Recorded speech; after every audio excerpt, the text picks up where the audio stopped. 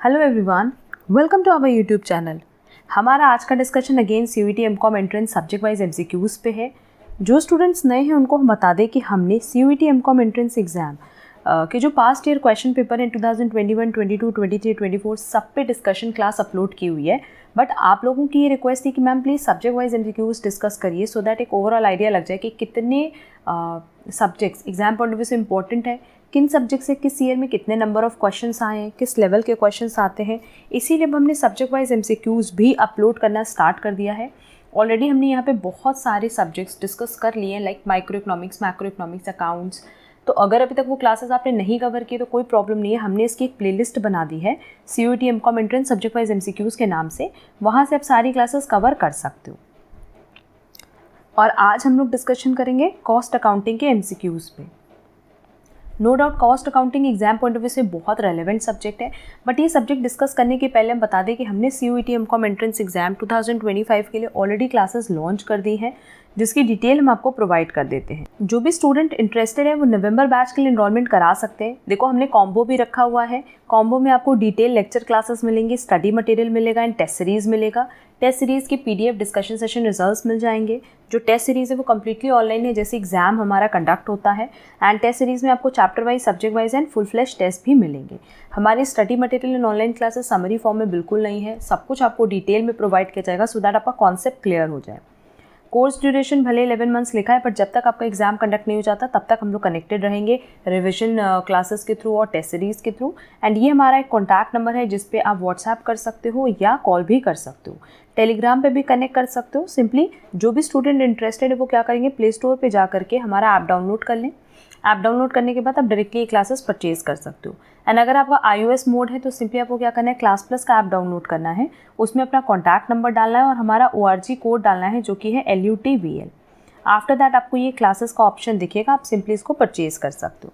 तो जो भी इंटरेस्टेड स्टूडेंट्स हैं उनको मेरा यही सजेशन होगा कि जितनी जल्दी हो सके आप बैच में एनरोल करा लो सो दैट आपके सारे सब्जेक्ट से कॉन्सेप्ट्स की क्लैरिटी आपको हो सके। अब चलो फिर जल्दी से अपना आज का डिस्कशन सेशन स्टार्ट करते हैं। कॉस्ट अकाउंटिंग 2021 में ओवरऑल 3 MCQs से रिलेटेड टू कॉस्ट अकाउंटिंग, जिसमें पहला क्वेश्चन था for reducing the labour cost per unit which are the following factors is the most important: low wage rate, longer hours of work, higher input output ratio, strict control and supervision. देखो आपको labour cost per unit कम कर रखना है, तो low wage rate से possible नहीं है। Longer hours of work, strict control and supervision. अगर आपका इनपुट आउटपुट रेशियो ज़्यादा है ना, जैसे आपने जो रेशियो सेट किया इनपुट आउटपुट का कि अगर आप 100 इनपुट लगा रहे हो और उससे आप 200 आउटपुट जनरेट कर रहे हो, तो यहाँ क्या होगा कि जो हमारी लेबर कॉस्ट पर यूनिट आएगी वो रिड्यूस हो जाएगी। क्यों? क्योंकि उसका डिस्ट्रीब्यूशन आप 200 यूनिट्स पे करोगे, है ना। तो यहाँ आपका जो मोटिव है वो ये होना चाहिए कि आप अपने इनपुट आउटपुट रेशियो को हाई रखो। तो करेक्ट आंसर होगा C। Next, the most suitable cost system with the products differ in type of material and work performed is process costing, batch costing, operation costing, job costing. पहले 3 में तो देखो linked होता है, जैसे प्रोसेस A, B, C। अगर batch की बात करें तो जो प्रोडक्ट है वो सेम रहता है, बस अलग अलग लॉट में रहता है। और ऑपरेटिंग कॉस्टिंग में क्या होता है कि हम लोग बेसिकली किसी एक पर्टिकुलर ऑपरेशन की बात करते हैं, बट जॉब कॉस्टिंग में हर एक जॉब दूसरे जॉब से डिफर करता है। तो करेक्ट आंसर होगा D। कॉस्ट अकाउंटिंग कहाँ अप्लाइड होता है? सिर्फ पब्लिक अंडरटेकिंग्स में, मैन्युफैक्चरिंग सर्विसेज कंसर्न में, लार्ज बिजनेस इंटरप्राइज में या स्मॉल बिजनेस इंटरप्राइज में। बट ऑब्वियस कॉस्ट अकाउंटिंग की बात करें तो जहाँ बना करके बेचने की बात करें, that is manufacturing and services concern में ये अप्लाइड होता है। क्लियर? नाउ 2022 की बात करें तो ओवरऑल इसमें 5 क्वेश्चंस थे, जिसमें पहला क्वेश्चन था मेथड्स ऑफ क्वांटिटेटिव इकोनॉमिक्स दिया हुआ था और आपको टूल्स एंड टेक्निक्स बताने थे। तो देखो अगर इन्वेंट्री कंट्रोल की बात करें तो इन्वेंट्री कंट्रोल में हम लोग बेसिकली कौन सा कॉन्सेप्ट अप्लाई करते हैं? VED, जिसका फुल फॉर्म है vital, essential and desirable. LPP linear programming की अगर हम लोग बात करें तो इसके लिए हो गया simplex, game theory, saddle point and inventory valuation हो गया FIFO। तो as per given option correct answer होगा B। वैसे देखा जाए तो ये क्वेश्चन हम लोग कॉस्टिंग में ना इंक्लूड करके क्वांटिटेटिव इकोनॉमिक्स में इंक्लूड कर सकते थे, बट क्योंकि इसमें इन्वेंट्री वैल्यूएशन, इन्वेंट्री कंट्रोल दिया था इसीलिए हमने यहाँ इंक्लूड किया कॉस्टिंग में। बट अगर ओवरऑल देखा जाए तो ये क्वेश्चन क्वांटिटेटिव इकोनॉमिक्स का है। क्लियर? नेक्स्ट क्वेश्चन है the economic order quantity of an item is calculated using the annual demand together with ordering cost and storage cost और होल्डिंग कॉस्ट, यही होता है ना। EOQ का जो हमारा फॉर्मूला भी है वो क्या है, √2 annual demand multiply by ordering cost divided by consumption cost, ठीक है। तो as per given option correct answer होगा C, ordering and holding cost. Next, which of the following is not applicable to responsibility accounting?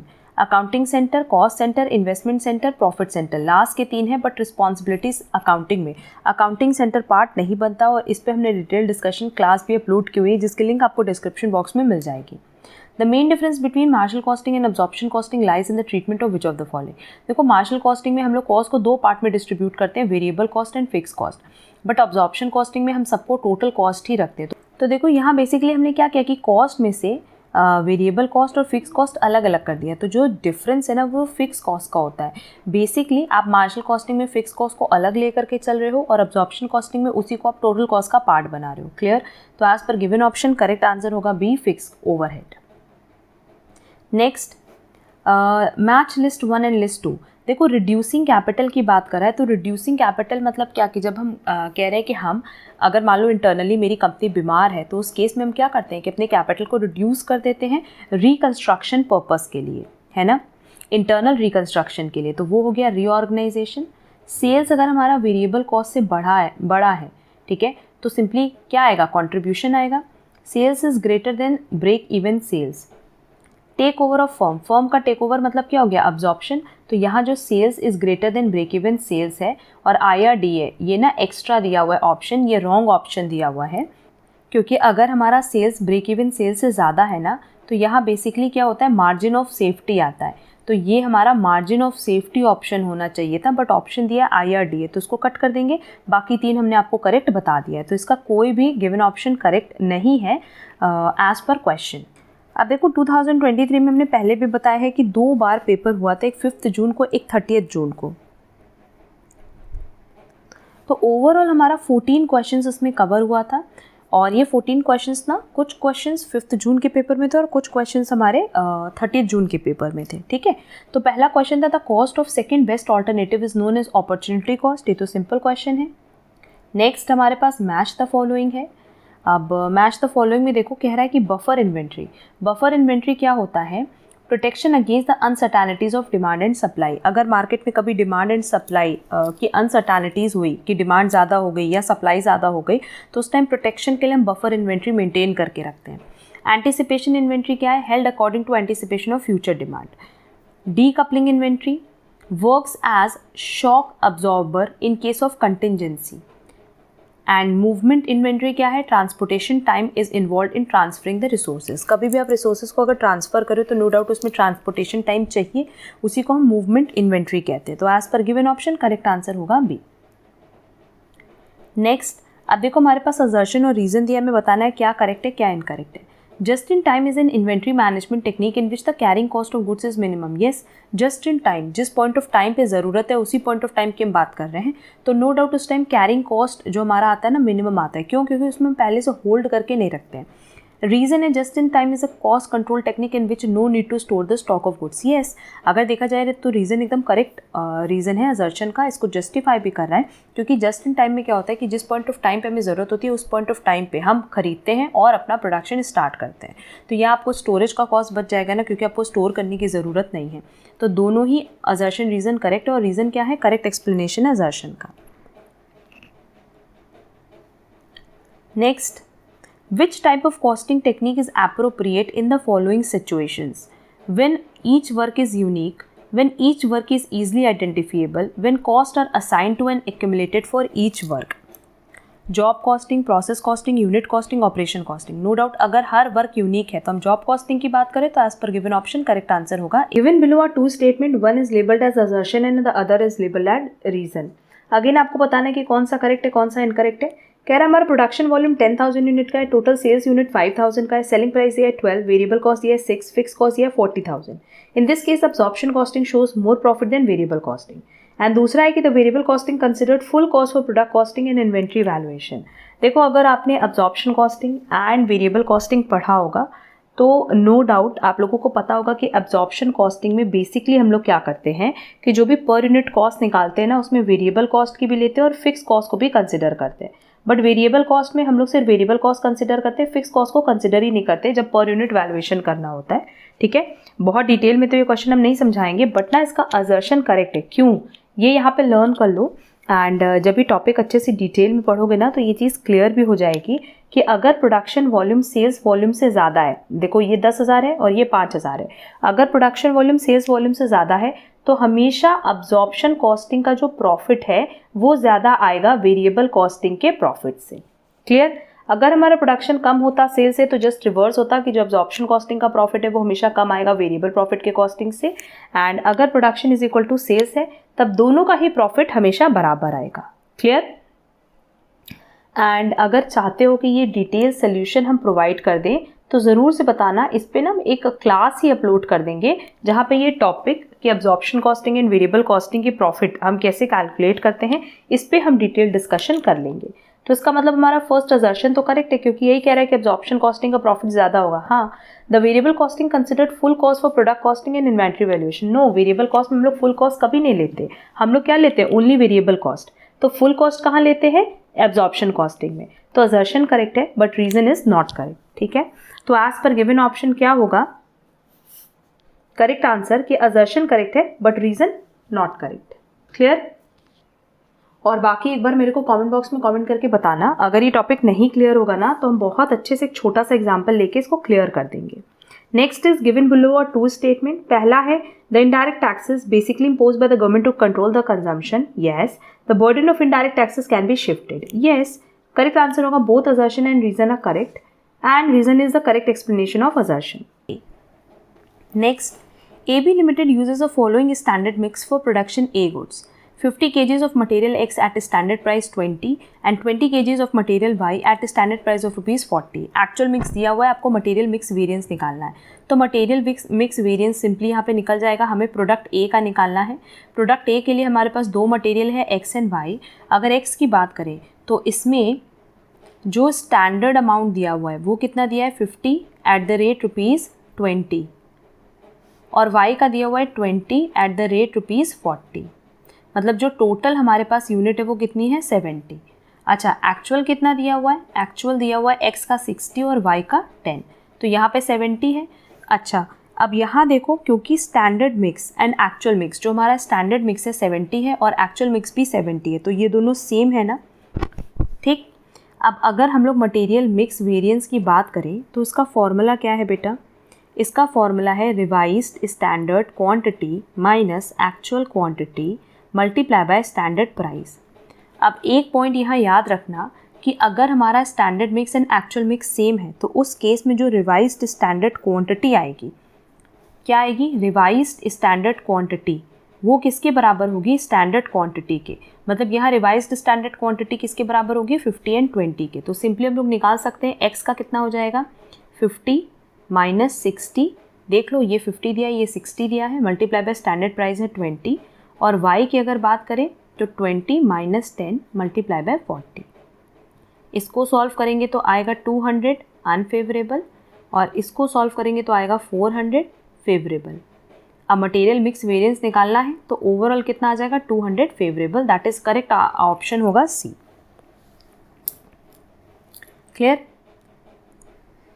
Next है the technique in which only variable cost are taken into account for the purpose of product costing, inventory valuation and other allied important management decision. तो इसको हम लोग क्या कहते हैं, marginal costing. हमने बताया भी हुआ है, मार्जिनल कॉस्टिंग में हम लोग वेरिएबल कॉस्ट को एंड फिक्स कॉस्ट को अलग अलग ट्रीट करते हैं। नेक्स्ट, अगेन मैच करना है। अगर हम परचेज कॉस्ट की बात करें तो cost incurred in purchasing an item, ordering cost includes telephone charge, postage, travel etcetera, holding cost, insurance cost, depreciation etcetera, and lead time क्या है, ऑर्डर प्लेस करने और रिसीव करने के बीच का जो टाइम गैप होता है। तो as per given option correct answer होगा B. Next, which among the following is not the element of prime cost, direct material है, डायरेक्ट लेबर है, डायरेक्ट एक्सपेंसेस है, बट ओवरहेड नहीं है, तो करेक्ट आंसर होगा डी।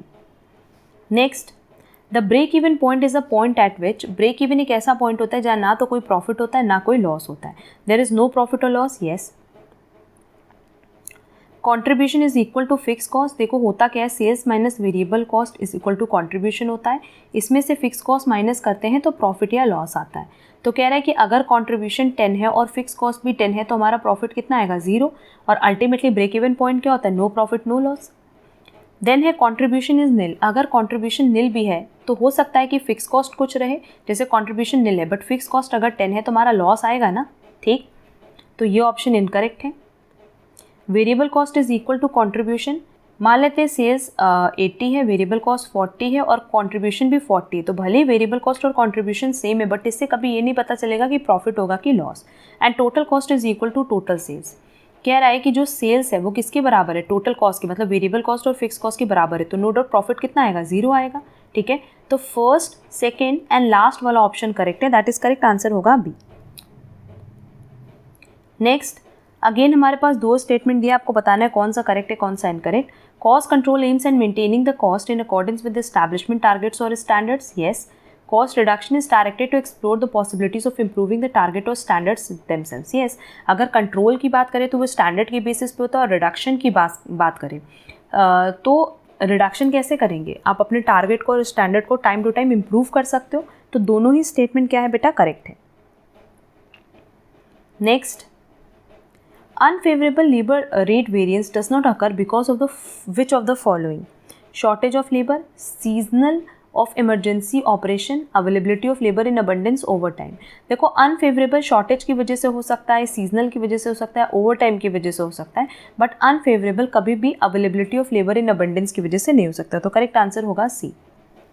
नेक्स्ट, असर्शन रीजन दिया है, the loss due to normal wastage should be charge to the units arising out of the process, yes. अगर नॉर्मल लॉस की बात करें तो नॉर्मल लॉस हम यही करते हैं ना कि जो भी हमारा टोटल यूनिट्स आउटपुट है उस पर हम डिस्ट्रीब्यूट कर देते हैं। The normal process loss is unavailable because of nature of the material of process, ऐसा नहीं होता है, ये अवेलेबल होता है ना।